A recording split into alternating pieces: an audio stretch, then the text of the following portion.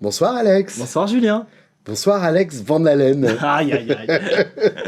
Bonsoir les gens de Palf, bienvenue. Salut. Installez-vous. Aujourd'hui donc, on s'attaque à l'Annapurna par la face nord avec un des plus beaux sons de guitare, un des plus grands sons de guitare, un des jeux les plus inimitables de l'histoire de la guitare électrique et un son qui même est tellement particulier qu'il a mérité sa propre appellation. Ah bon? Le fameux Brown Sound. Ah oui. Mesdames et messieurs, aujourd'hui au menu, Eddie Van Halen.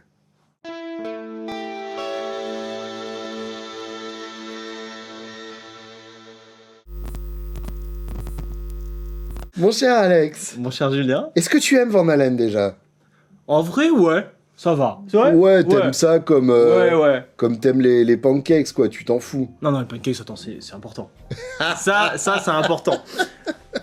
Après, oui, j'aime bien. Voilà, c'est pas quelque chose que j'écoute souvent. Après, moi, j'écoute beaucoup de choses, pas forcément guitariste. Oui, je comprends. Pas forcément. Tu vois, je baigne dans la guitare toute la journée, ça m'arrive d'écouter aussi autre chose. Ouais, Donc, ouais, je vois. mais Van Halen, en fait, t'as des phases, je pense, où t'es à fond dedans et après c'est bon, tu peux passer à autre chose. Quand t'es ado, surtout. Oui, voilà. En fait. Hein. Soit t'es tombé dedans quand t'étais ado, soit c'est pas à 37 ans que tu vas rattraper, quoi.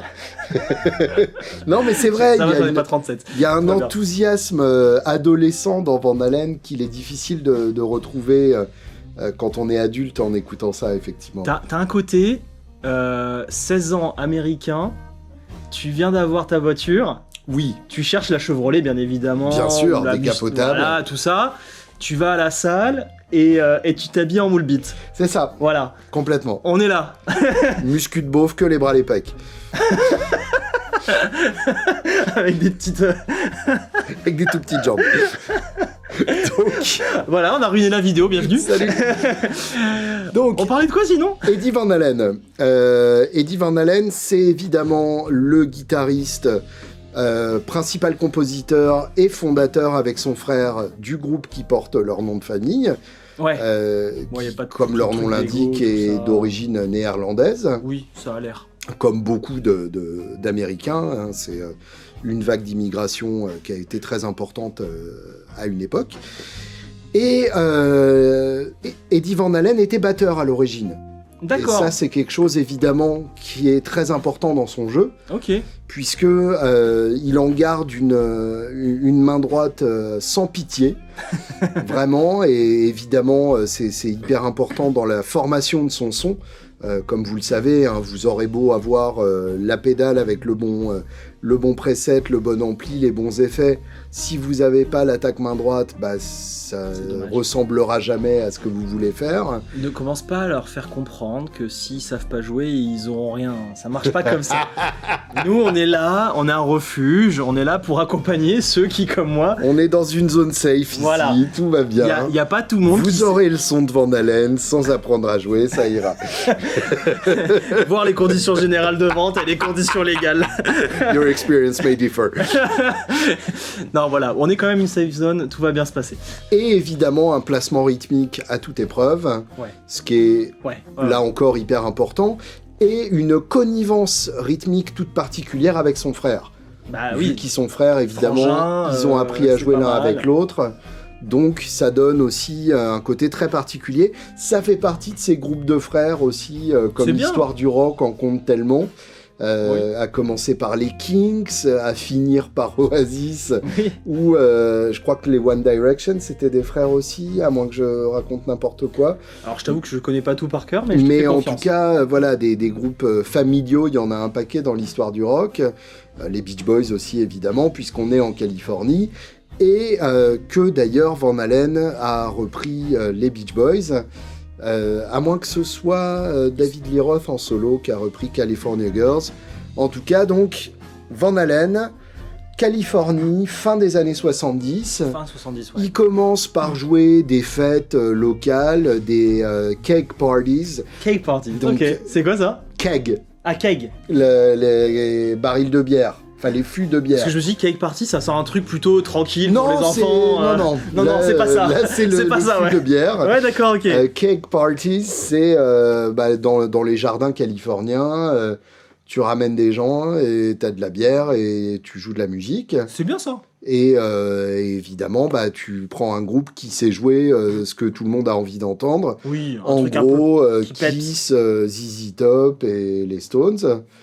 Et les Van Halen reprennent beaucoup de ZZ Top d'ailleurs, d'où D'accord. l'influence de Billy Gibbons sur le jeu de Van Halen. Les influences de Van Halen, en gros, c'est Clapton et Billy Gibbons, même si ça s'entend pas nécessairement, mais on a ce côté blues gras dans le jeu de Van Halen, même si évidemment c'est joué beaucoup plus rapidement que ces deux-là. Ouais, parce que alors attends, si tu prends Billy Gibbons, ok, peut-être que dans le grain un petit peu, Dans le grain, dans l'attaque, dans le choix de notes. mais t'as par tout ça. contre, c'est bien plus Et rapide, ouais. même le tapping vient de Billy Gibbons. Hein.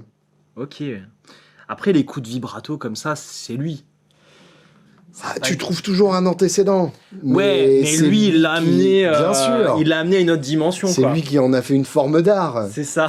Bien sûr. Donc justement, tu m'amènes à mon propos.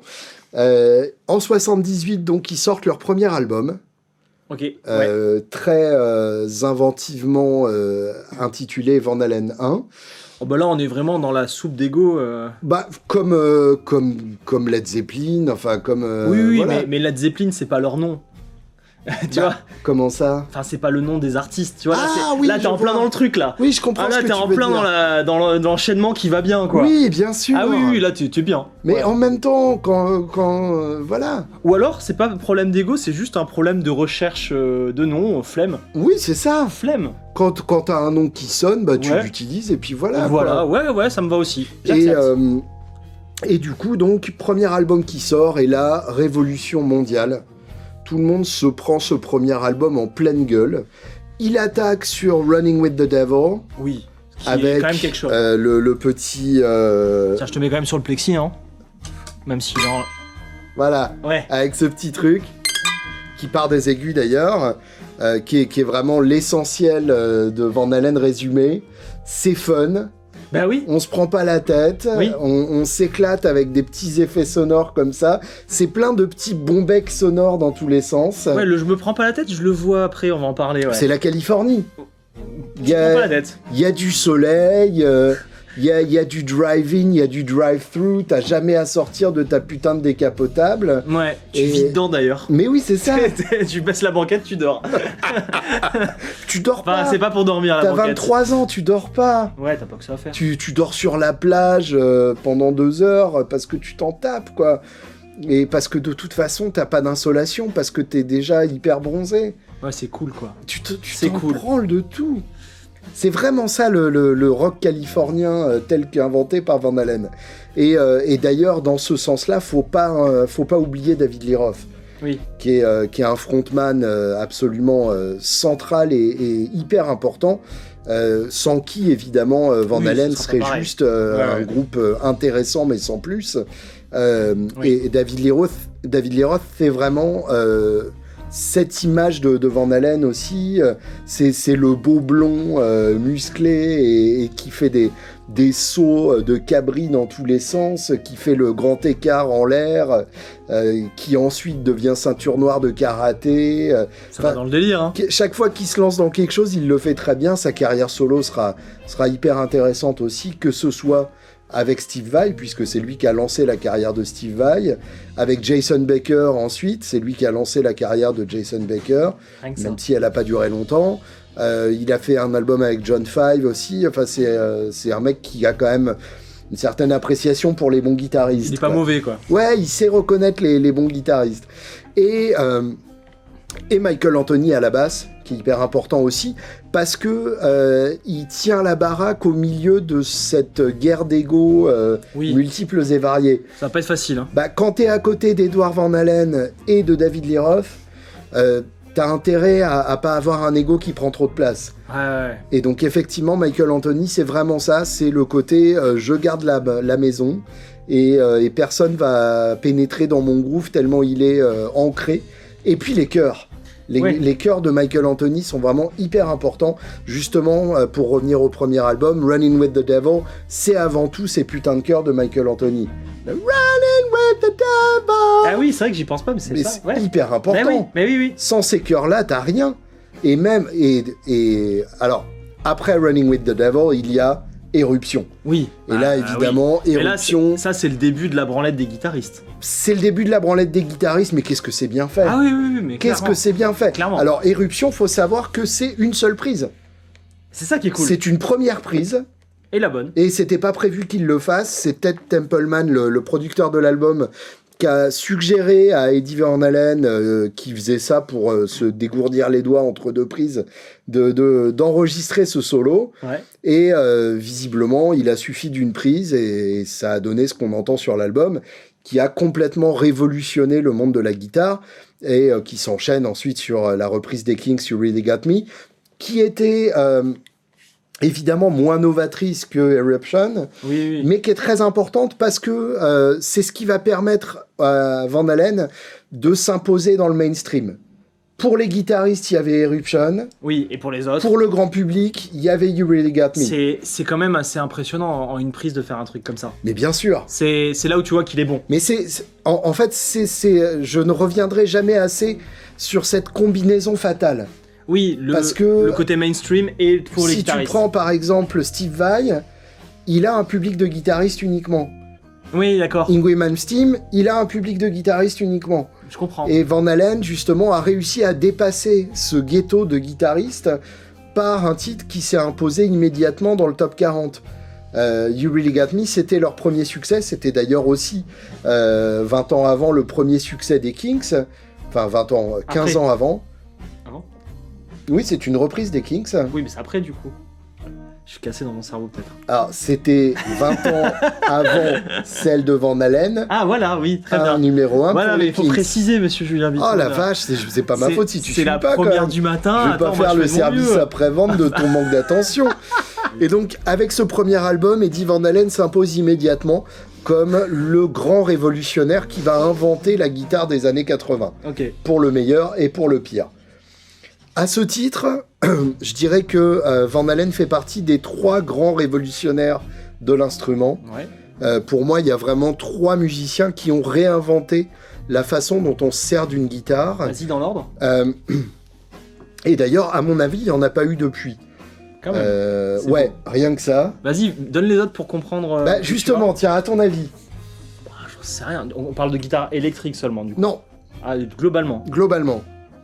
C'est dur, 3 Qui ont guitaristes vraiment comme ça. réinventé la façon dont la guitare est utilisée. C'est pas facile. Moi, comme ça, j'ai Jimmy en tête. Pour moi, c'est le deuxième. C'est le deuxième. Ouais. Ok. Et le premier, je dirais que c'est Django. Ah oui. Oui. Ok, d'accord. Donc oui, tu vas large. Ouais, tu vas large. Ouais, mais parce que personne n'a jamais joué comme ça avant. Ouais, Django, c'est ouf. On entend encore son influence à l'heure actuelle. Ouais. Il n'y a pas de Brian Setzer sans Django. On en parlait dans l'épisode sur le son de Setzer, justement. Donc...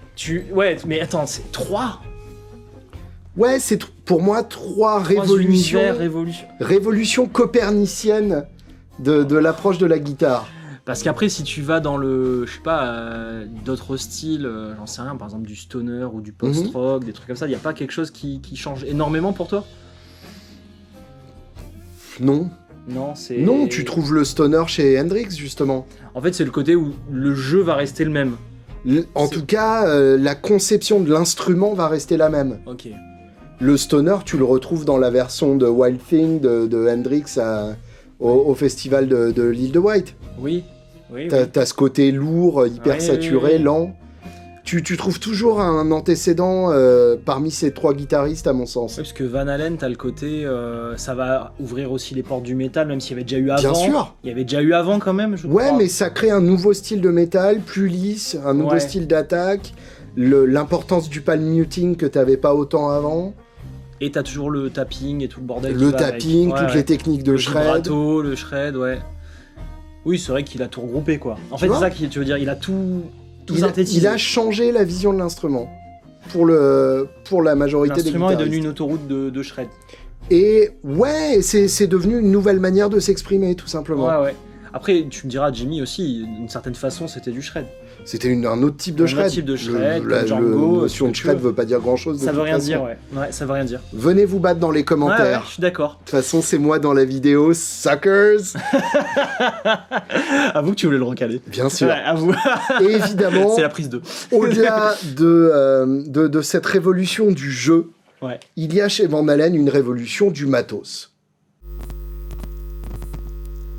Ouais. Alors, juste une parenthèse qui est importante, on se focalise sur le premier album aujourd'hui. On reste sur le Brown Sound. C'était le Absolument. deal. Moi, oui, parce que voilà. après ça, il y a donc le son du premier album, le fameux Brown Sound dont on va reparler. On va se plonger dans les profondeurs olfactives du Brown Sound. Très bien. Et d'ailleurs, je tiens à remercier à ce titre-là Régis Savini de Guitare Extrême qui a fait un excellent dossier là-dessus sur le Guitare Extrême où il y a Van Halen en couverture pour les 40 ans de 1984, l'album 1984.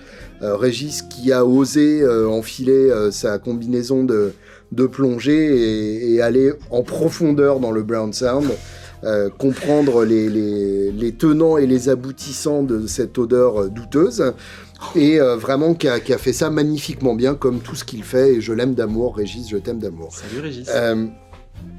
Après ça donc il y aura d'autres albums avec une évolution de matos. Alors on reste plusieurs albums sur cette même formule. Il y aura ensuite une évolution vers un son wet dry wet. Oui. Avec les premiers racks Eventide, etc. C'est ça. Il changera ensuite son amplification, en particulier avec l'arrivée de son PV signature, le 5150, qui reste un des derniers grands modèles d'ampli qui a changé aussi notre conception de l'amplification, qui reste l'ampli métal ultime et le plus émulé de tous vos machins numériques, et les miens aussi. Et Van Halen lui-même, pour le coup, va évoluer vers d'autres types de guitares, en particulier le design de la Wolfgang, qui commence par sa signature chez Music Man, qui durera pas longtemps. Ensuite, il va chez Peavey, et après Peavey, il va chez EVH, qui monte avec Fender. Donc il y a toutes ces évolutions-là. Il y a évidemment le départ de David Lee Roth, qui est remplacé par Sammy Hagar. Évidemment, c'est une partie différente de la discographie de Van Halen, dont j'avoue qu'elle me touche beaucoup moins. Il y a Gary Sharon ensuite, qui devient le troisième chanteur de Van Halen, qui est le chanteur de Extreme, et donc qui a l'habitude d'avoir un mec qui joue dans tous les sens à côté de lui. Et Nuno Bettencourt, d'ailleurs, est un clone de Van Halen, et je pense qu'il serait le premier à le reconnaître, et c'est pas du tout pour dire du mal de lui, parce que j'adore le jeu de Bettencourt, mais sans Van Halen, il n'y a pas de Bettencourt, très clairement. Et David Lee Roth qui est revenu après, et bien évidemment Van Halen qui est indisponible à l'heure actuelle. Donc on revient à ce premier album, le fameux Brown Sound. Alors, on commence... Le reveal ? Bah non. Ah non, on parle d'abord. On va d'abord expliquer le matériel. Et mais puis t'es organisé, toi. Je vais voir à quel point vous avez fait de la merde. Allez, ça me va. Donc, la base du son. La main droite. C'est exactement ça. Moi, je parlais des potards du plexi. Ah non. Si. C'est ça la base du son. Number and make that a little louder. These go to 11. La base du son, c'est la guitare. Oui, d'accord. Bon, allez, on part par la guitare. Non, mais c'est. Mais moi, ils ont envie de parler de pédales, là. Ouais, allez, ils veulent du matos.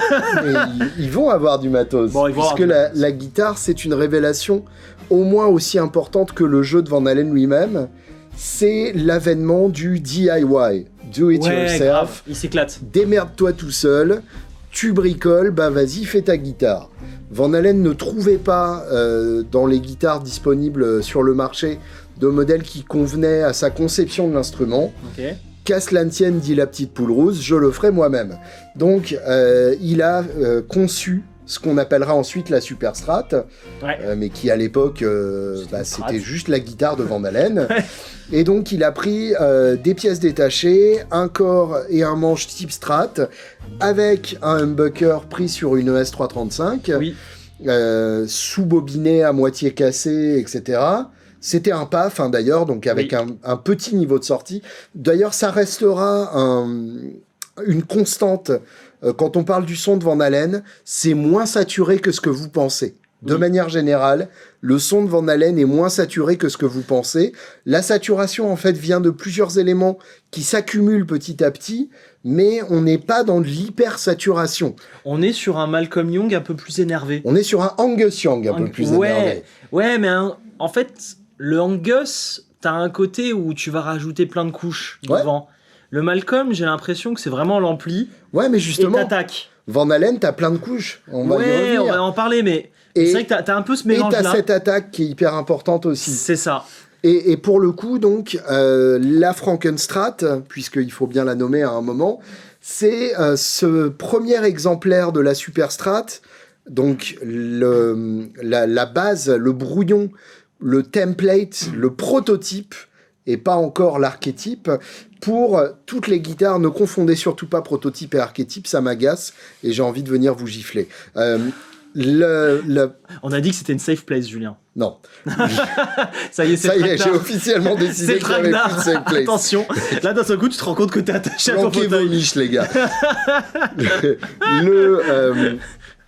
L'archétype, donc, non, le prototype. Pourquoi tu dis archétype? C'est toi qui as dit ça, là. Oh. Le blueprint, et le patient zéro de la guitare des années 80, c'est donc cette Frankenstrat.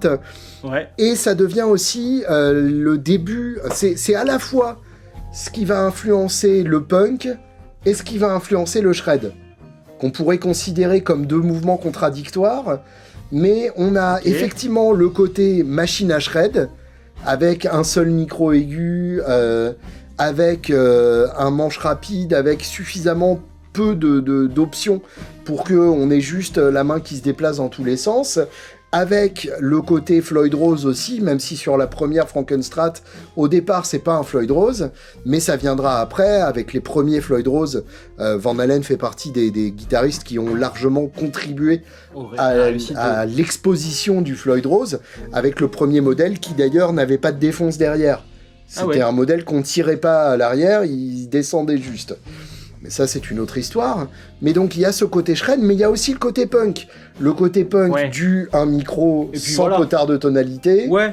Le côté punk du je l'ai assemblé moi-même et je t'emmerde. Ah tiens, un truc là-dessus. Le potard de tonalité, c'est pas grave si vous en avez un, vous le laissez à fond, ça changera rien. Ça changera quelque chose. Ça change rien au circuit. C'est en parallèle. Ouais, mais quand même. Mais quand même. Alors regarde, c'est à cause des gens comme toi ça que fait un tout ça petit les peu de stresse. câble en plus et voilà. Non, parce qu'il est pas sur le chemin du signal. Il est en moi, sur mon Esquire, vois-tu. Allez, vas-y. J'ai un petit sélecteur à 3 positions. Les ah non, mais là, c'est de la religion même. C'est constaté. Ah non, mais c'est de la religion, mais vas-y. Je te ferai écouter sur mon Esquire. Je veux bien.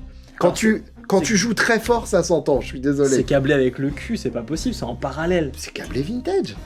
Ouais. Tu as une position où tu passes par le potard de volume et de tonalité. Ok. Une position où tu passes que par le potard de volume. Ça, c'est la même chose. Et effectivement, c'est pas du tout la même chose, même quand t'as le potard de tonalité à fond. Bah, ils savent pas câbler, c'est pas possible. Bah, je suis désolé, mais c'est pas exactement la même chose. Quand tu joues très fort, chaque élément fait la différence. Je vais tous les... Allez, la religion, regardez comme il est plus dans sa safe place, là. Non, mais moi, ça me plaît pas, tout ça. ça c'est pas très rationnel. C'est pas bien, ça. Non, ça me plaît pas, tout ça. Je suis pas d'accord avec tout ça. Et ce côté punk avec, évidemment, la décoration en pinstripe. Oui. Où là, évidemment, ça s'est fait en négatif. C'est-à-dire qu'il a mis du gaffeur, il a peint... Ensuite, il a enlevé le gaffeur. Ce qui est malin, en fait. Bah oui. Et du coup, les stripes, ça révèle la couleur qui était en dessous à l'origine. Je comprends. Pas con, le mec. Pas con. Donc, il s'est fait son style. Évidemment, à l'autre bout du fil, il y a un plexi. Ouais. Alors, je vous rappelle que plexi, ce n'est pas un modèle chez Marshall. C'est vrai. C'est une période, c'est un type d'ampli. On dit plexi parce que à l'origine, le panneau de contrôle était en plexiglas. En général, quand on parle de plexi, on parle du Super Lead 100. Le 1959, encore une fois, 1959, ce n'est pas l'année de sortie. Marshall n'existait pas encore à l'époque. C'est plus vieux que ça. C'est une référence. Que ça, pardon. Le 1959 qui date donc du milieu des années 60, qui est l'énorme tête 100 watts de Marshall, et qu'on surnommera Plexi ensuite. Et Van Halen utilise ça. Donc c'est un ampli sans master volume, qui ne crunch que si on le pousse très fort. C'est un 100 watts quand même. Hein. C'est un 100 watts. Et Van Halen, pour le faire cruncher plus vite, utilise ce qui serait en fait à l'heure actuelle un réducteur de puissance, sauf qu'à l'époque ils n'avaient pas de réducteur de puissance et que du coup il a utilisé un variac. Ouais, c'est pas réducteur de Alors puissance. toi qui remues sur ta chaise comme si on t'avait mis là, j'ai envie de mettre les gants dans là. le brown sound. Ouais. Est-ce que tu veux nous préciser ce que c'est qu'un variac, à part que c'est le truc qui permet de varier l'intensité d'un halogène dans un salon? Ah, l'intensité. Ne dis pas des insultes comme ça. Ça me plaît pas. Donc, non, mais en vrai, c'est très juste ce que t'as dit. Je vais juste ajouter des petites infos. En gros, le souci de base, c'est qu'il avait importé ça d'Angleterre, il me semble. C'est ça le problème qu'il avait. Non, pas du tout. C'était pas un modèle qui était pas à la bonne tension. Non, absolument pas. À la base, c'était pas ça. À la base, c'était pas ça. En fait, Marshall était importé aux États-Unis depuis bien longtemps déjà. Donc c'est pas une question Donc de tension. c'était des modèles 110 volts. Parce que la plupart des problématiques qu'on peut avoir quand on change de continent, c'est qu'on va mettre un transfo pour changer la tension. Bien sûr. Non, là c'était du 110 volts. C'était voulu. Et il y avait vraiment une volonté d'abaisser la tension. Alors je trouve ça ouf qu'il ait... Si c'est lui qui a eu l'idée, je trouve ça ouf. Il est possible que ce soit un génie, hein. Je crois que le mot a déjà été utilisé à son égard. Parce que, en fait, l'idée est très bonne. L'idée est très bonne, c'est quand tu vas abaisser la tension d'alimentation de l'ampli. Voilà, tu mets ça donc dans la prise Schuko de l'ampli, tu vas baisser sa tension d'alimentation. Le système va toujours fonctionner, mais comme il a moins de tension, il va avoir moins de headroom. Et donc ça va saturer plus vite. Ça compresse plus. Ah ouais, en fait, tes lampes, moins de dynamique. Elles vont apporter plus de gains parce que ton point de polarisation va changer et tu vas arriver dans un système qui n'était pas celui développé par Marshall. Et moins de volume aussi. Moins de volume aussi. En fait, ton système va être réduit entièrement. Ouais. Donc, c'est pas forcément la meilleure approche. Il n'avait pas forcément de loadbox, comme tu disais tout à l'heure, parce que la loadbox t'aurait permis d'utiliser ton ampli à donf, de le mettre dans une loadbox. Ouais, mais sauf que t'aurais pas de compression en plus. La loadbox, ça t'aurait permis juste de baisser le volume. Ouais, c'est ça. Ouais, tandis que là, tu baisses le volume et tu augmentes la compression, les harmoniques et toutes ces bonnes choses. Mais tu peux aussi détériorer le fonctionnement de l'ampli. Donc ça a bien dosé. Oui.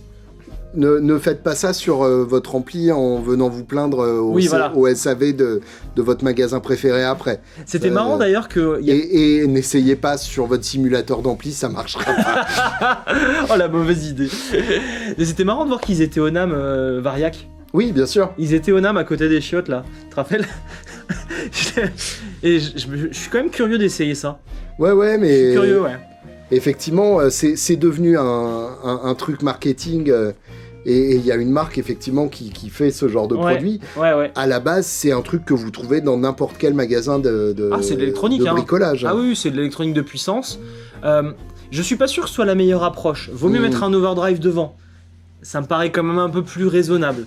Mais je sais pas, il a trouvé que c'était une bonne solution et ça sonne. Tu pourras jamais empêcher les fans d'essayer de toute façon. Ouais. Puis il y a aussi des fans qui ont créé des pédales pour refaire ce truc de Variac. Bien sûr. Voilà. Mais donc c'est vraiment la base de ce fameux Brown Sound. On dit Brown Sound parce que il est marron en ça qui s'écrase. Ouais. En ça qu'il y a un côté il est plus clair, ouais. Il est plus clair. Côté boueux, tout simplement. Ouais, c'est ça.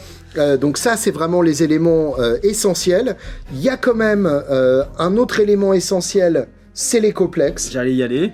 C'est pour ça que j'ai mis la couverture de ce côté-là. L'écoplex qui est vraiment essentiel, c'est le P3, donc la version à transistor, avec le préampli, on ne le dira jamais assez, qui a une influence énorme sur le son. Le plus beau préamp de la vie. Puisque c'est ça va dans le Brown Sound, ce préamp. Bien sûr. Il coupe les aigus, le préamp de l'écoplex. Il fait toujours partie du son. Ouais. Pour le coup, c'est un préampli qui est toujours en ligne. Ouais. Et vu qu'il n'y avait pas de boucle d'effet sur le Marshall Plexi, c'était l'Ecoplex dans le Marshall. Ouais, tout Donc, est devant l'ampli. Évidemment, si vous faites ce genre de chaînage, pensez bien à baisser le mix et les répétitions de votre délai, sinon ça va très vite devenir hyper envahissant. Grave. Puisque chaque répétition de votre délai va être amplifiée ensuite par la pédale de Marshall Tiens, Innobox. C'était la discussion d'hier soir par rapport au chaînage. Mhm. Si le chaînage est pas bon, que les impédances sont pas bonnes, ben démerde-toi avec ce que t'as Ouais, et essaie de régler la pédale. bien sûr. C'est pas con. On C'est fera pas une con. vidéo là-dessus. Ouais, c'est pas con. Ça, évidemment, de temps en temps, il utilise aussi le délai de l'Ecoplex. Bien sûr. Et ça donne de l'ampleur et Ça, c'est beau. magnifique. Ouais. Le GE10 de chez Boss, C'est l'EQ. c'est une EQ 10 bandes. Ouais. Pour le coup, il s'en sert pas comme d'une pédale, c'est un Always On aussi, D'accord. qu'il utilise pour filtrer légèrement les graves. Puisque Oui, un t'enlèves les Marshall, babas. ça baffe toujours un peu. Ouais. Donc D'ailleurs, c'est comme ça que je l'ai testé. c'est essentiellement une EQ subtractive. Ok. Donc c'est pas pour booster quoi que ce soit. Et c'est très fin comme effet. Mais Ouais. ça fait partie de sa chaîne. Tu sais s'il met plutôt au début ou à la fin? J'ai pas cette info. Aucune idée. Ouais. À mon avis, Commentaire. je pense avant l'Ecoplex. Oui. Tout simplement parce Oui. que je réfléchis très bête. Ouais, vas-y. Mais je me dis que en termes de poser les boîtes dans le bon ordre, tu mets l'Ecoplex en général à un endroit où de toute façon tu vas pas le toucher. Oui. Et Ok. avant ça, donc, deux effets qui sont devenus évidemment synonymes de Van Halen. Bah oui. Le M117, le Flanger MXR, au point qu'il y a un modèle signature maintenant pour lui, dont il se sert hyper sporadiquement, c'est-à-dire vraiment sur certains passages uniquement. Ok. Sur I'm Talking About Love, c'est sur 2 notes uniquement, donc tu vas me l'activer tout à l'heure. Tu me diras quand. Mais ça fait un effet absolument brillant, et c'est à ce jour une des meilleures utilisations possibles du flanger. Et puis le Face 90, alors là pour le coup le Face 90 il s'en sert de manière beaucoup plus systématique, Là, tu l'entends bien. voire obsessionnelle. Ouais. Il se sert évidemment de la version script, qui était la version qui existait à l'époque. La version script qui a un effet beaucoup plus doux que la version moderne du Face 90. Oui. Mais oui, mais absolument. Oui. Et toi, t'es là en mode c'est que de la branlette, c'est ça? Non, sûrement pas, mais faut arrêter quand même. Je crois que le circuit est quand même pas exactement le même. Ouais, t'inquiète. Faut pas leur dire. Faut pas leur dire. Faut vendre plus cher, oui. Non, mais alors, Phase 90, tu me lances dans un sujet. Je crois qu'on a respecté le délire. Oui, on a respecté le délire. Mais en fait, je trouve qu'il y a des clones qui sont mieux aujourd'hui. Ouais. Bien que le modèle. Tu penses à quoi? Parce qu'il Oh, n'y en bah. a pas tant que ça de Face 90. cloné. Alors, c'est vrai que Phase 45, j'ai Jam en tête. Ouais, bien sûr. Phase Ouais, mais c'est 90. très différent le Face 45. En fait, moi, j'aime pas le Phase 90 de Ah base. bah voilà. En fait, j'aime bien, par exemple, le Rose Phaser, Hmm. qui je trouve magnifique. Ouais, mais ça a rien à voir. T'as celui de Signal Chain qui est bien aussi de Phaser, mais je crois que c'est un Ross. J'ai un doute. Après, c'est bien, hein, le Phase Non, 90. mais tu vois, Ouais, il n'y en a pas tant que il y ça. en a pas tant que ça. Des Ok. bons scripts, il y en a pas tant que ça. Bon, c'est un truc à creuser, les gars. Voilà. Donc, et pour le coup, franchement, le son Van Halen, c'est un Face 90. Oui, je suis d'accord. On l'a pas avec Ouais. un Face 45. Donc réglé avec une vitesse très basse, Ouais. vraiment une modulation C'est, très légère. Tu balayes. Ça s'entend quasiment pas en tant que modulation, mais ça s'entend en tant que partie du grain du son. Ouais. Et ça ajoute un peu de gain, encore une fois, puisque c'est un effet vintage, Oui. et que tout effet vintage ajoute du gain. Donc ça fait partie de ce qui... Ça ajoute du gaz, ça change tes fréquences aussi. Voilà. C'est surtout ça. Et ça fait partie de ce qui l'enclenche quasi systématiquement sur les solos. Et alors, un dernier élément dont je voulais parler, et après Ouais. tu vas me montrer ce que t'en as fait, Pour l'instant, et ça va, ça je je suis plutôt sûr à que tu l'aise. l'as oublié, Ah, vas-y, peut-être, ouais. c'est la plate reverb qu'ils ajoutaient au Oh. mix. Je l'ai pas oublié. Ah, c'est pour ça que t'es fort. Puisque, évidemment, c'est pas quelque chose qu'il avait sous forme de pédale, mais c'est quelque chose qui est tellement présent dans le mix de ce putain d'album qu'on ne peut pas faire sans. Si on veut se rapprocher du son de Van Halen, typiquement l'intro de You Really Got Me, Oui, t'as. on entend autant la reverb à plaque, le MT140, une énorme reverb Oui. avec des plaques métalliques à C'était l'intérieur. une vraie. C'était une vraie, bah... Les mecs, ils sont vraiment bons, quoi. Mais il n'y en avait pas d'autres. Oui, bah oui, 70. Il n'y en avait oui. juste pas d'autres. Mais oui. Et t'en avais une dans chaque... dans chaque Parce que Lexicon, c'est plutôt studio. 80-90 même. Lexicon, c'est 90, milieu souvent. 80. Ah, milieu 80, c'est ça, ouais. Et La 224, c'est milieu ouais, 80. Le MT, t'en avais dans tous les studios. En gros, à l'époque, t'avais 3 manières de faire de la reverb. T'avais soit une chambre d'écho. Donc, carrément une pièce. C'est possible que ce soit ça aussi, d'ailleurs. Hein, Ouais. mais je crois que c'est une EMT. Soit une reverb à plaque, soit une reverb à ressort de studio, comme la BX de AKG, la BX20. Ouais. Mais c'était vraiment les 3 seules façons d'obtenir de la reverb. Puis leurs amplis, là, il n'y avait pas de reverb dedans. Si, Donc, tu le pouvais, plexi, pas il y sur avait un Il plexi, n'y avait pas, mais tu pouvais sur un Deluxe. Mais on avait parlé Mais avec c'était Jean une Régis. reverb à ressort. Oui, avec un Deluxe, ouais. Avec Jean Régis, on se disait que c'était forcément fait en rack ou en post ou en mix. Enfin, voilà. Il n'y avait pas de rack.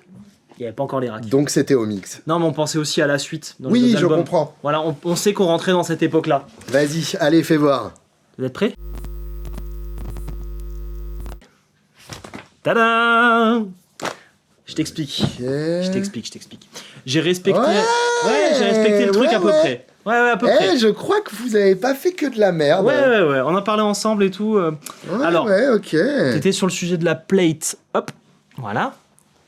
Donc, la Walrus Mako R1, parce qu'il faut pas déconner, c'est... Ça, c'est une multi-reverb, c'est ça? Ouais, en fait, pourquoi je l'utilise souvent, celle-ci, c'est parce que moi, les reverbs, soit je vais dans l'analo, soit je vais dans le très cher numérique. Le pas cher numérique, ça me gonfle.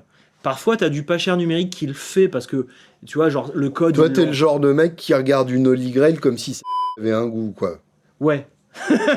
Ouais, parce qu'en fait... Alors qu'il y a la fleurbe sur la Holy Grail. En fait, voilà. En fait, c'est ça. Attention, j'ai pas dit que le numérique pas cher, c'est pas bon, parce qu'il y en a quand même du bon. En fait, si le code a été pensé un peu funky, ça vaut le coup d'aller voir. Par exemple, la Ambient Reverb qui est sortie récemment de Walrus, C'est bon, ça. c'est bon parce que Oui, les oui. codes, ils sont un peu funky. Mais rien à voir avec la R1, qui, elle, est capable de vraiment te On reproduire en des parle choses. de la Mako Series? Bah ouais, la Mako Series, Pourquoi tout le monde se branle pas là-dessus? parce que ça fait peur. Je l'avoue. Non, mais je l'avoue. Non, mais attends, je t'explique. C'est pas plus compliqué que vos Chase Bliss improbables Alors, j'explique là, qui t'arrives dans... ressemblent à des adolescents en fleurs tellement il y a de boutons, là. Chase Bliss, alors là, c'est encore le summum de la branlette. Mais là, en Ça, fait, c'est pas si super compliqué non plus. en fait, moi, il m'a fallu quand même 2-3 vidéos pour bien la maîtriser. Ok. Mais bon, attends. Parce que En fait, lisez le manuel, quoi. chaque modèle de cette gamme, c'est quand même incroyable. En fait, oui, c'est un vrai T'as celui des processeur. reverbs, celui des délais, celui des modulations, celui des amplis. C'est ça. Et à chaque fois, ça sonne sa grosse race quand même. Ben ouais. Ouais, ça sonne vraiment bien. C'est stéréo, il y a le MIDI, Et c'est compact. il y a des presets, c'est compact. Et alors, en fait, ce qu'il faut, c'est quand même lire le manuel. Parce que ce qui peut faire peur avec cette... Je Ouais. me fais l'image mentale du coup de ce qu'il faut, c'est quand même lire le manuel. Le mec ferme l'onglet Ouais, direct. c'est ça, ouais. Ben ouais, je sais. Non, mais il y en a, ils sont allergiques à ça. Hein. Bah, bien sûr. Parce que les potards, ils ont plein de fonctions, en fait. Hmm. C'est ça qui peut faire peur. Typiquement, là, voilà, bah, on peut prendre 2 minutes pour l'expliquer, mais on le fera après. On le fera après ou on le fait maintenant? Non, vas-y. Ok. Par exemple, si je t'active la reverb, bon, là, le potard de mix, c'est bien un potard de mix. Attends, vas-y. Attends, t'as pas de son?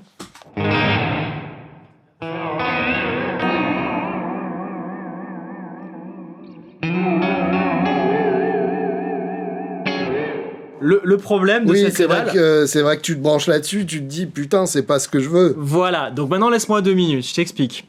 Donc le mix, le decay, ça va aller. Maintenant, le tweak, c'est lui qu'il faut faire attention. Là, il va gérer une modulation. On enlève la modulation, on enlève le pré-délai.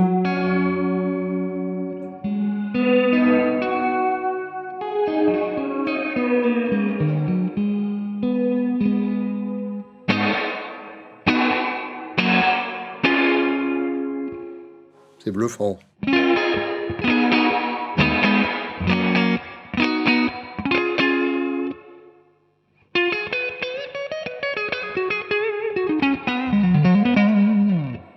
Voilà. Mortel. Ça, c'est une blade. C'est mieux que mon accordage. Oui.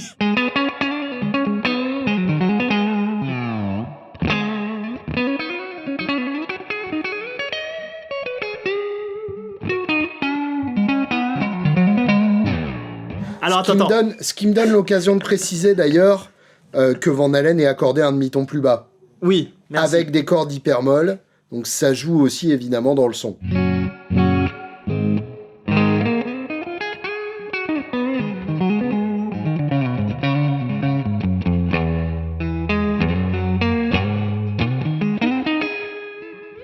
Je l'ai raté. Ah, c'est beau. On revient à la Mako R1. La Mako R1, donc, elle peut faire peur parce qu'elle a plein de fonctions. Mais si vous êtes quelqu'un qui n'a pas envie de faire des choses folles et qui veut faire du basique, on y arrive quand même en 2 minutes. Oui, complètement. Et elle le fait très bien. Pourquoi ? Parce qu'en fait, quand tu mets 400 balles dans une pédale numérique, c'est pas pour rien. C'est parce que derrière, ils te mettent un vrai processeur.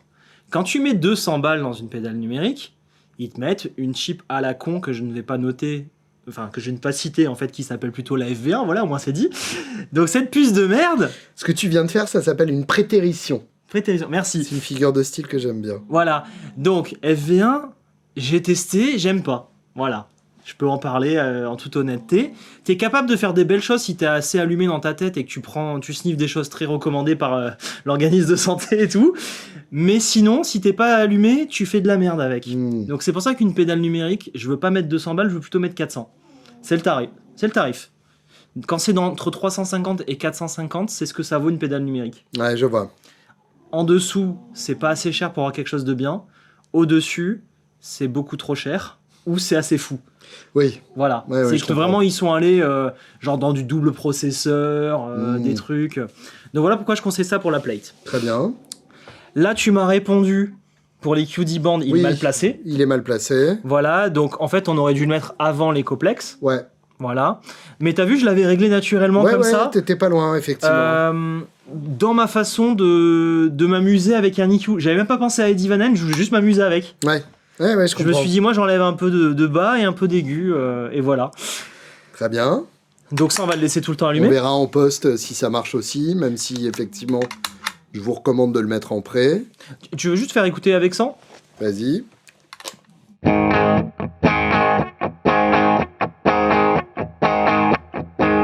Ça change tout. Et on le laisse comme ça. Ouais, voilà, c'est très bien. Voilà, ça c'est tout. Achetez des EQ parce que c'est l'effet qui va changer votre son de la manière la plus utilisable et la plus drastique. Bah oui. On vous le dira jamais assez. C'est sexy d'avoir plein d'overdrive et de fuzz, mais une EQ c'est quand même extrêmement utile. Et alors là, moi comment je l'ai chaîné, je l'ai pensé en mode j'ai mon ampli et je veux et tu le calmes affiner. Après quoi. Je veux affiner mon truc. Mais attention, on a une vidéo là-dessus, je sais plus laquelle, où on avait fait un comparo EQ avant, EQ après. Si ça se trouve, c'était pas dans la Brian May. C'est possible. Je crois que c'est dans la Brian May. C'était à cette époque-là. Ouais, c'était à cette époque-là. Où en fait, tu avais montré que l'EQ avant, ça te permettait de cutter les bas et avoir un meilleur stack sur tes overdrives. Ouais, tout à fait. Et l'EQ après, c'est plus un EQ très redoutable qui va te permettre de tout affiner en détail. Complètement. Donc voilà, à garder en tête.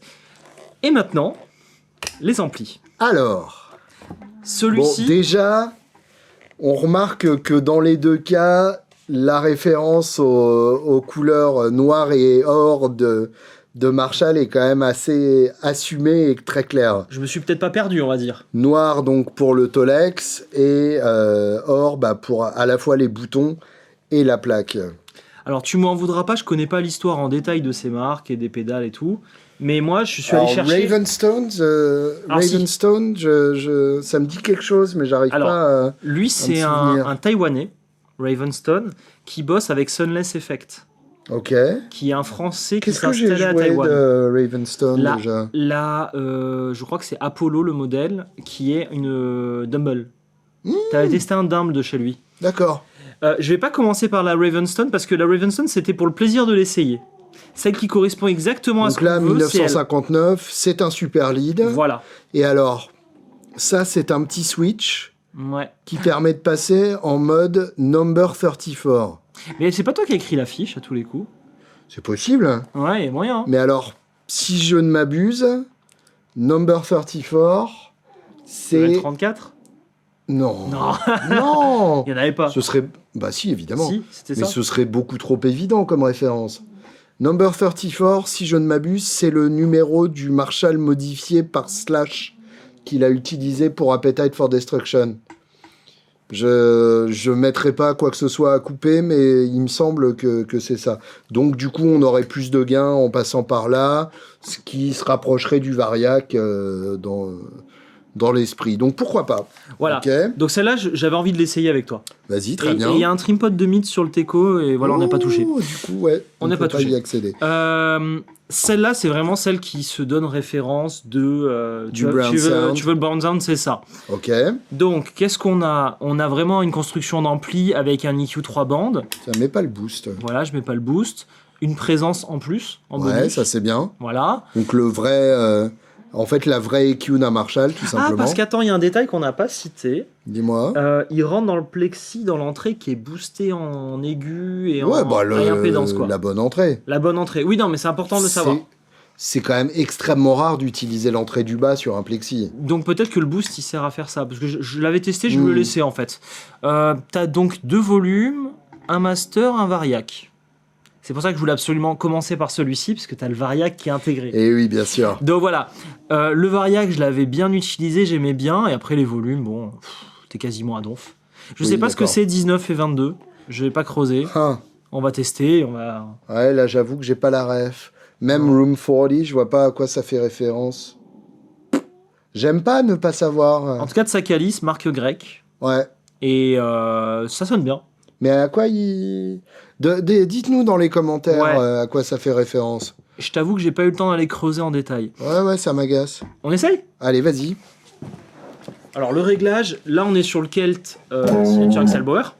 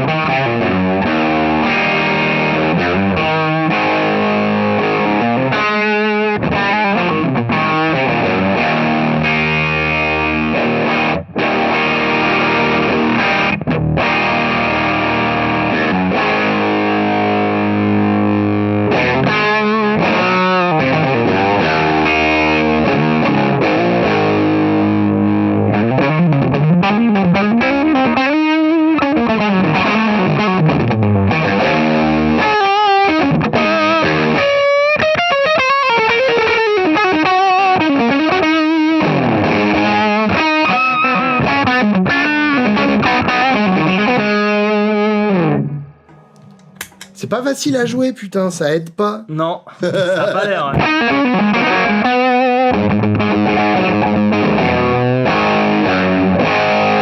Et ce qui du coup marche bien pour les riffs.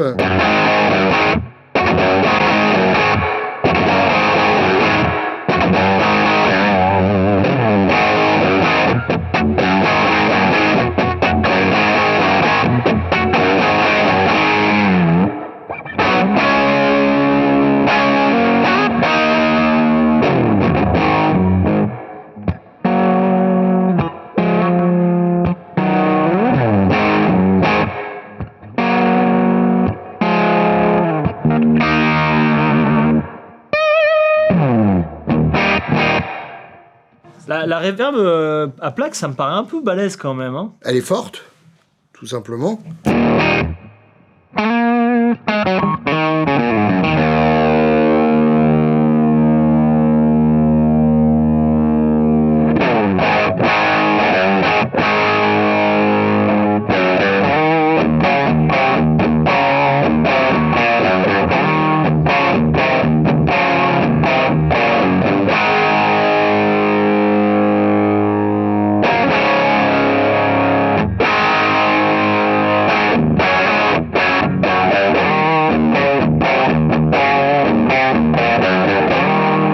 Voilà, là on est y est. bien, là on est bien. Il y a un petit Là, on s'en grain et rapproche. tout. Et oublie pas qu'il te manque l'écoplex. Bah oui, c'est ça. Voilà, non mais on s'en rapproche. On active l'écoplex pour l'avoir. Allez, vas-y. Et ensuite, on reteste celle-ci. Allez, ok. Donc l'écoplex, on est sur l'Utopia Deluxe. Bien sûr. Évidemment. Le préamp est là. Je vais te le mettre à midi, je sais pas trop, on va Allez, voir. vas-y. Et donc je le mets en always on. Hein. Ok. Il va rester toute la vidéo.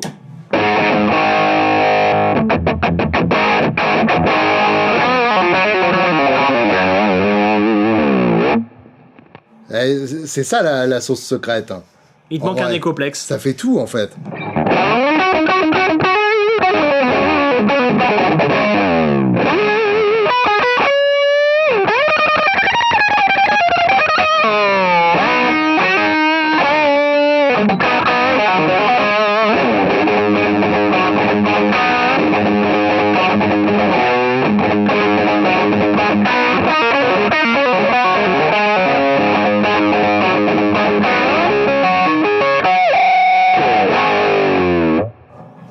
C'est bien ça. C'est très bien. Du coup, on peut lui regonfler un peu le cul.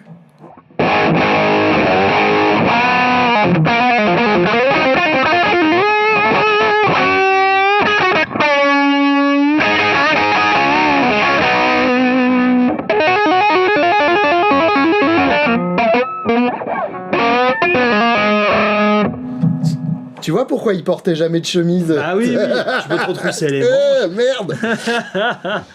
Ok. C'est beaucoup mieux. Hein. On commence déjà à s'amuser là. Hein. C'est beaucoup mieux, putain. C'est impressionnant là.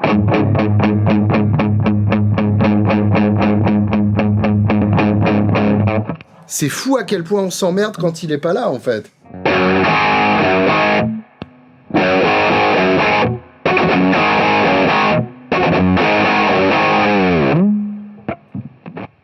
J'adore. C'est pas pour rien que j'ai fait ça. Hein.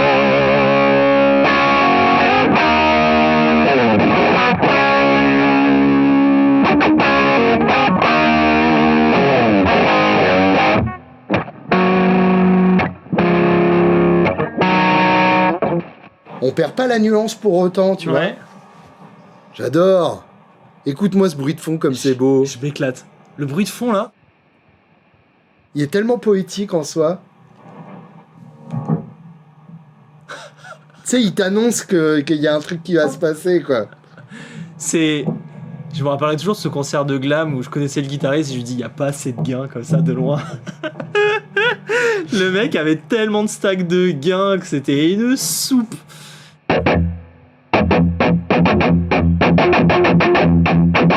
Ça donne envie. Ah, c'est mortel. Ouais. Fais voir comme ça.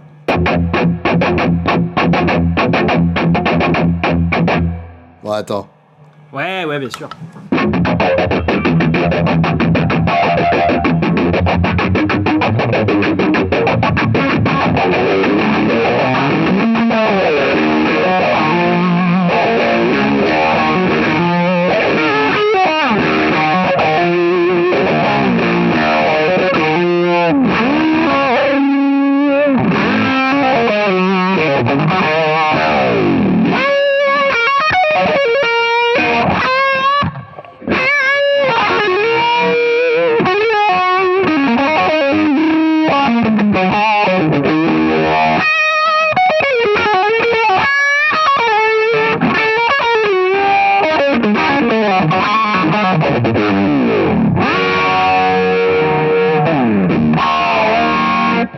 On y est, hein, c'est ça. J'adore le retour de tige quand tu sais quand tu descends bien et que ça remonte là. La note comment elle revient, c'est beau. Mais bien C'est sûr. beau. Alors bon, Bon, et c'est... hein, voilà, ça marche. Là, on a les éléments. Ouais, ça marche. Et alors, fais voir.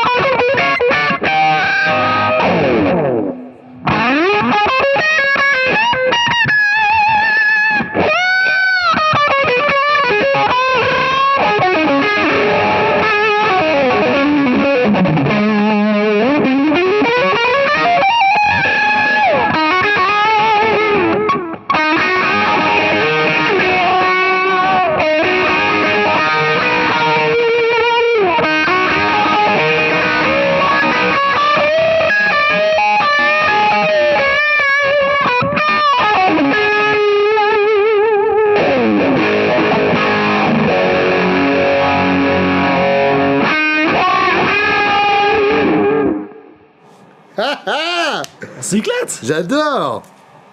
Je vais m'accorder un peu. Tu crois? Alors, pourquoi t'as mis ça? C'est juste pour faire comprendre qu'il y avait ça? Non, je me suis dit, si on manquait de gars... Tu sais, Très bien. pour stacker un peu, quoi. Ouais, c'est ma maladie habituelle. Alors, je t'avoue que j'ai suivi les recommandations des VH, quoi, on va dire. Oui. Mais j'avais envie d'ajouter un petit peu de touche sympa pour s'amuser, quoi. Voilà. Alors, revenons un peu sur l'Utopia 2 secondes. Donc, t'as mis un réglage où t'as baissé vachement le mix. Oui. Moi, j'ai baissé la tonne. Répétitions. Parce que du coup, on est mal placé volontairement. Volontairement, on s'est mis avant l'ampli. En amont. Parce qu'on respecte le choix d'Eddie. Mais du coup, tu compenses sur les réglages. Et ça, puis parce que ça permet d'avoir le préamp devant. le préamp qui va bien, surtout. D'où aussi l'intérêt de l'avoir là pour montrer comment tu pourrais bien stacker. Je comprends.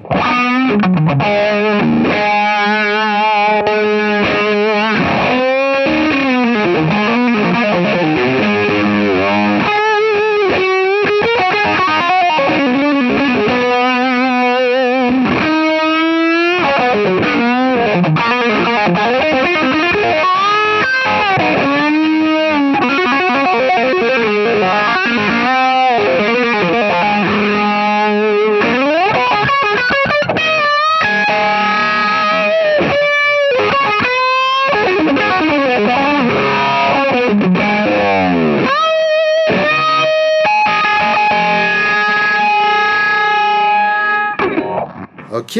Et du coup, le phaser ressort mieux si tu fais bien le chaînage. Complètement. Donc voilà des recommandations.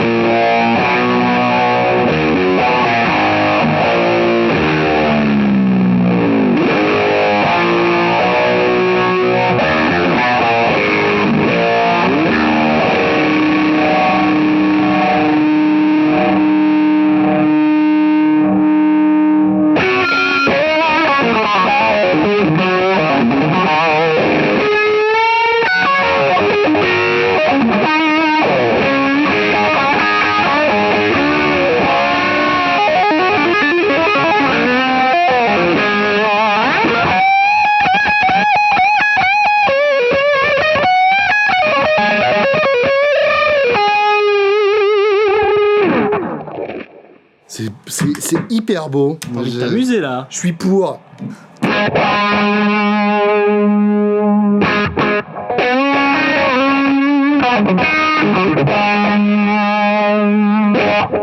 Voilà, là c'est bien.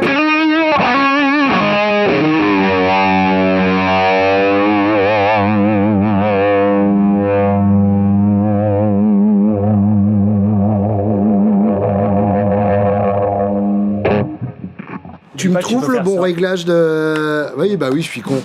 Tu me trouves le bon réglage de... Alors le flanger, on est sur le Walrus... Attends. On est sur le Walrus Polychrome. Parce qu'en vrai, un bon flanger aujourd'hui... Le Boss BF3. Ouais, ok, si tu veux. L'électrique Mistress, pourquoi pas? Ouais. Pourquoi pas? Ouais, mais... Voilà, et en fait, il n'y a pas de bon flanger boutique. Non, c'est vrai, ouais. Ils ont tous ce défaut, les flangers boutiques, les gars, faut faire un effort. Écoute la soupe.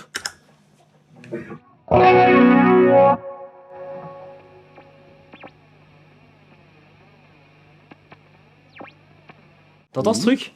Tous les flangers. Ça fait yi-whip. Ouais, BBD font ça. Ok. Trouver une solution, les mecs. Après, ça ouvre des messages sur le service client, quoi. Bon, alors, maintenant, le flanger, donc.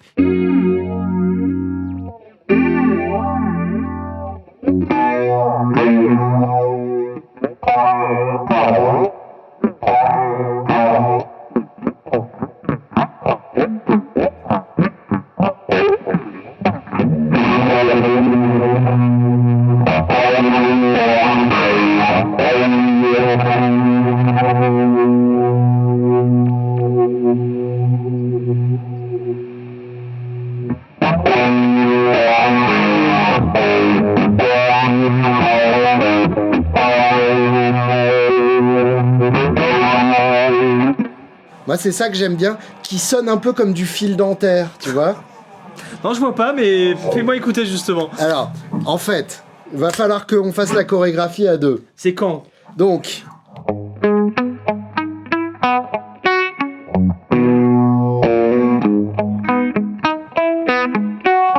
Flanger on... Hop là. Hop.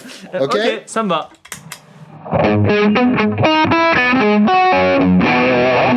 Tu l'as raté. Ok, refais. Et là, c'est moi qui joue comme une merde. T'inquiète.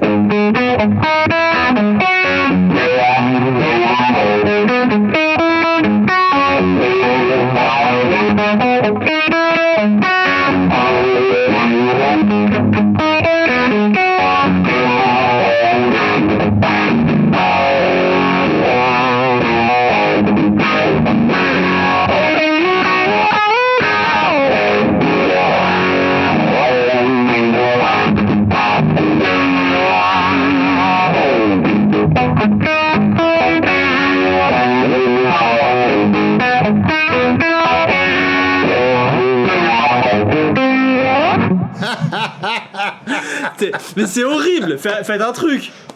C'est cool, hein. Faut que t'aies un lutin qui appuie automatiquement. Ah non, mais j'adore. Alors ça, tu peux peut-être le programmer en MIDI. Le mec. Non mais t'imagines, sur un live, t'es là comme ça, tu fais ta note. Mais oui. Mais c'est Mais horrible. bien sûr. T'as que ça à faire. C'est redoutable. J'adore. Bon, donc du coup, achetez ce flanger pour 2 notes.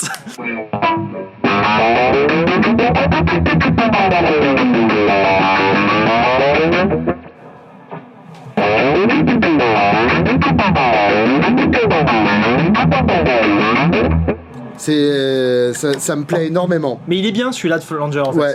J'ai pas trouvé mieux aujourd'hui dans les flangers. On va me dire, je mets tout le temps Walrus en avant. Bah oui, bah désolé, c'est bien. Voilà. Ils ont qu'à pas faire des trucs, hein. Voilà. Alors, le petit truc pour les fous du flanger, c'est que celui-ci, en fait, tu peux t'amuser avec ce potard. Comme sur la Julia, Voilà. d'ailleurs.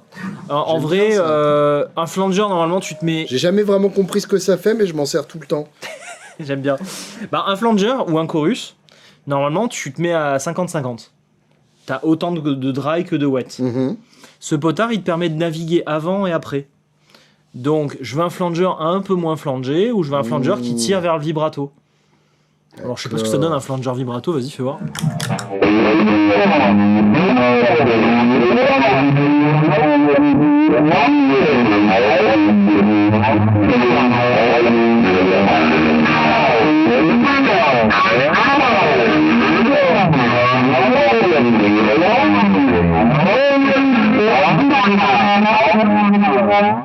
On va faire à toutes les pédales bien débiles. Hein. Ça sonne encore plus comme un monstre qui s'est fait réveiller de sa sieste. Alors venez, je vais vous bouffer. Honnêtement, je pense pas qu'il y ait besoin de toutes les pédales parce que là, on n'est pas loin de les avoir toutes. C'est vrai. Moi, je te propose juste tout le tapping. Tout le tapis. Bien sûr. Ou toutes les tiges de vibrato Je vais cassées. tenter de faire le plan en tapping d'éruption Putain, ouais. que j'ai travaillé quand j'avais 13 ans. Et qu'à tu t'es réveillé en sueur à la nuit, dans la nuit à l'hôtel, en mode oh je vais devoir faire éruption. un peu. Un peu. Ah merde. Allez, vas-y. Attends, avant de faire ça, on n'a pas testé celle-ci. Purée, c'est vrai. Eh ouais, on n'a pas testé Pépette. Vas-y. Est-ce que aussi avant qu'on se dise au revoir, tu veux que je propose un chaînage un peu différent? Pour que ce soit moins bien. Espèce de bâtard. Vas-y, vas-y. Je propose quand même. Donc, si vous avez suivi les petites aventures du jour, on devrait faire tape préamp dans l'ampli que vous préférez.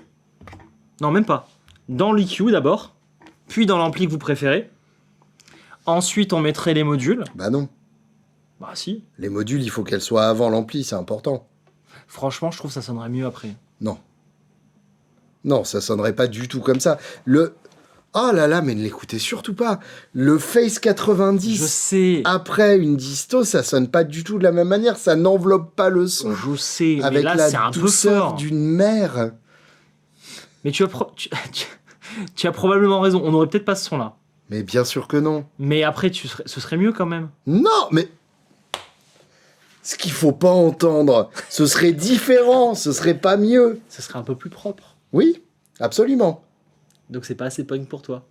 Bah, en tout cas, ce serait pas le son de l'album de Van Halen, c'est Bon, tout. ok, un Van Halen. Si vous préférez le son de Blink-182, vous écoutez ces conneries. Un Voilà. Van Halen, toujours un peu crado, mais un peu mieux réfléchi. Ça te va? Non, Tape préamp, non, c'est dans plus EQ, Van Halen, du coup. dans modulation, dans ampli, délai, reverb. Non, alors, pour moi, Vas-y.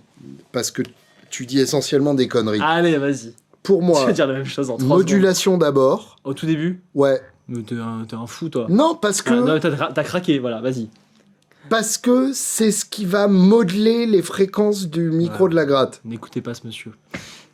Ensuite, le Tenban EQ, Ok. parce que c'est ce qui va en gros retirer les graves en trop de notre son de gratte. Ensuite, l'écoplex. Ensuite, l'ampli et ensuite la reverb.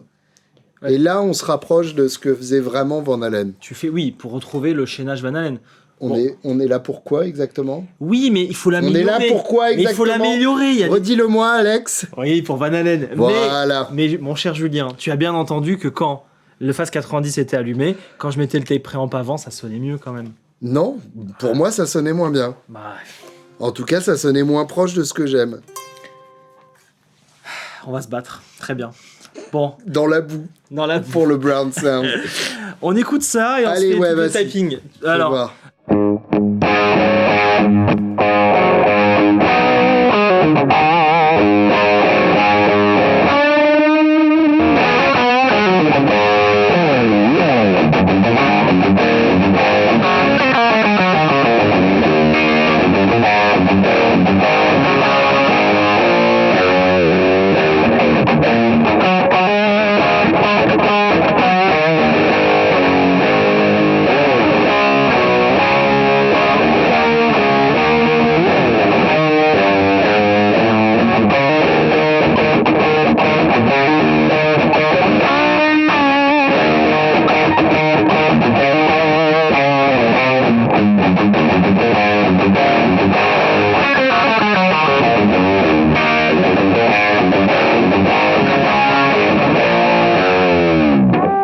tu sais, tu mets ça à l'intro de la vidéo comme riff.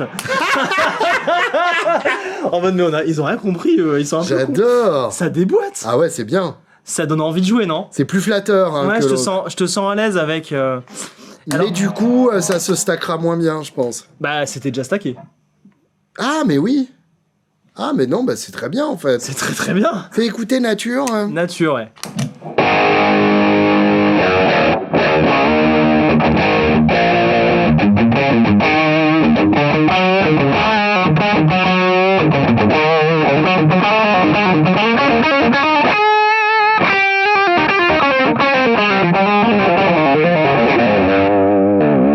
Est-ce que toi aussi t'as envie de mettre une Ten Band EQ à chaque fois que tu fais un board? Putain, mais grave.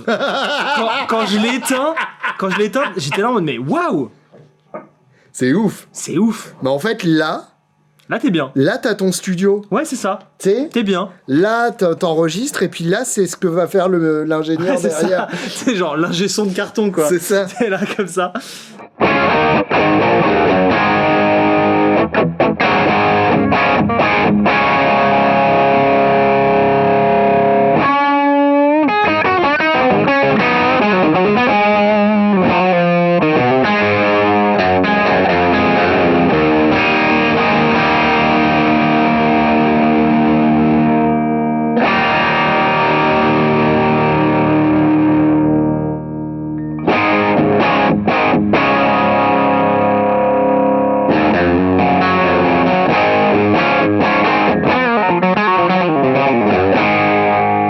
Ouais, faut pas avoir peur d'ouvrir la tone par Ouais. contre.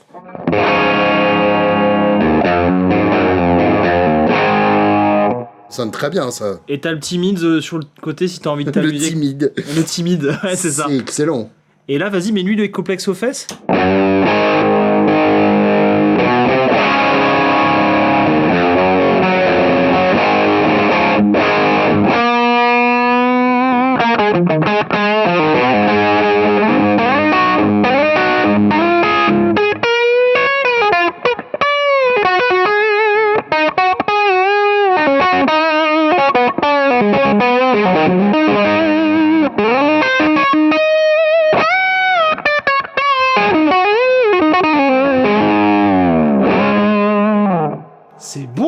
super bien, ouais. Moi, j'aime beaucoup.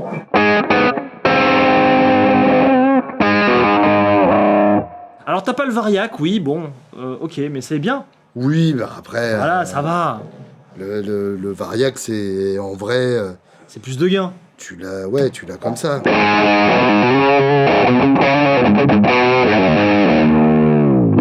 T'as peut-être moins de médium, du coup.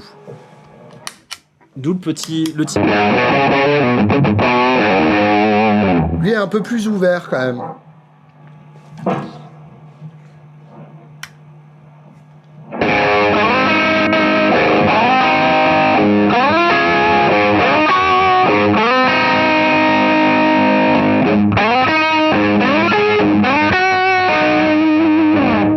On est vraiment dans les mêmes, les mêmes histoires. Ouais.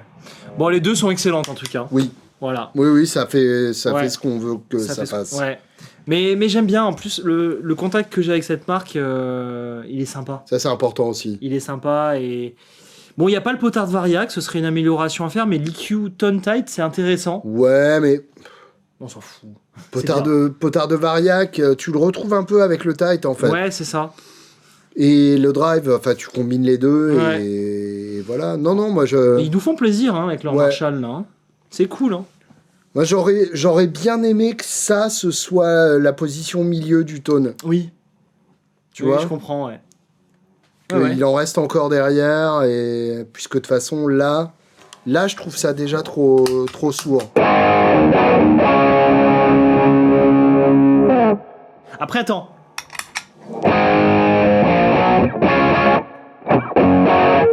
Ouais.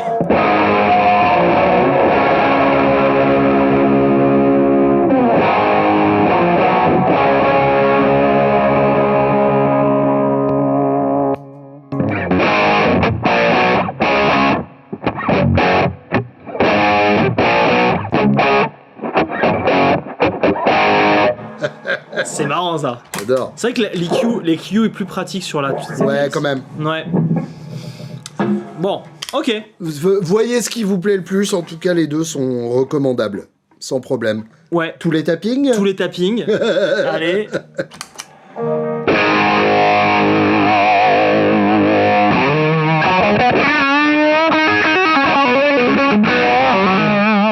Non, je sais pas le jouer, voilà.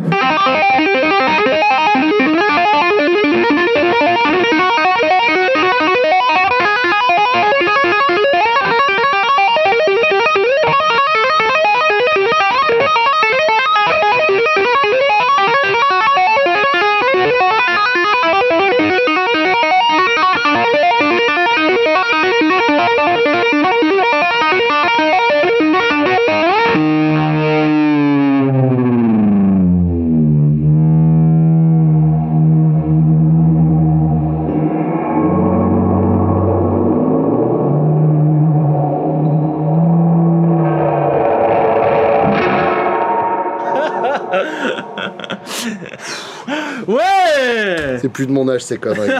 T'as appuyé sur le mauvais bouton. Merde. Je sais pas où t'as appuyé. J'ai enclenché une fonction secrète. Ça va exploser. C'est un ordinateur, le truc. T'as bien.